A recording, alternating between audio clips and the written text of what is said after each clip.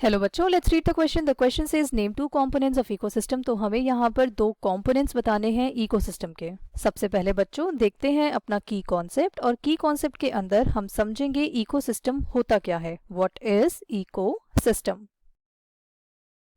तो बच्चों इकोसिस्टम एक ऐसा टर्म है जो डिफाइन करता है interactions between biotic and abiotic factors.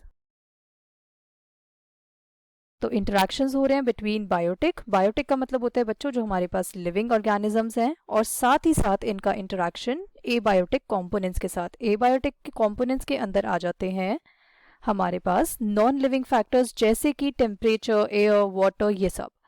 अब देखते हैं बच्चों, दो कंपोनेंट्स पूछे हैं इकोसिस्टम के, तो डेफिनेशन ही कवर कर रही है दो कंपोनेंट्स। पहला कंपोनेंट हमने पढ़ा बायोटिक, और दूसरा कंपोनेंट जो मैंने आपको बताया जिसके साथ जिसके साथ बायोटिक का इंटरेक्शन होता है, दैट इज एबायोटिक। तो बच्चों ये जो बायोटिक कंपोनेंट है, इसके अंडर हमारे जितने भी लिविंग ऑर्गेनिजम्स हैं, so all living organisms they come under biotic components.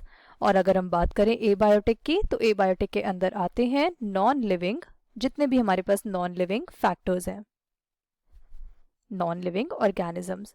तो बच्चों नॉन लिविंग और लिविंग के इंटरेक्शन को हमने इकोसिस्टम बोला, और ये दोनों हमारे यहाँ पर कंपोनेंट्स हैं। अब लिविंग के अंदर आते हैं हमारे पास प्रोड्यूसर्स हो गए।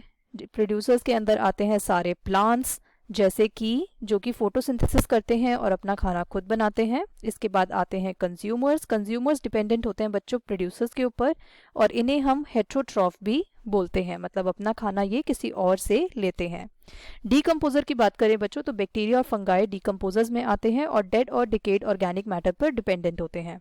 नॉन लिविंग फैक्टर्स के अंदर आ जाता है वाटर, या फिर हम बोल सकते हैं इवन एयर। बहुत सारे एग्जांपल्स हैं बच्चों नॉन लिविंग के। सॉइल भी हमारा नॉन लिविंग के अंदर आता है। तो ये हमारे पास दो कंपोनेंट्स हैं, biotic and abiotic components of ecosystem. Hope you understood it well. Best of luck.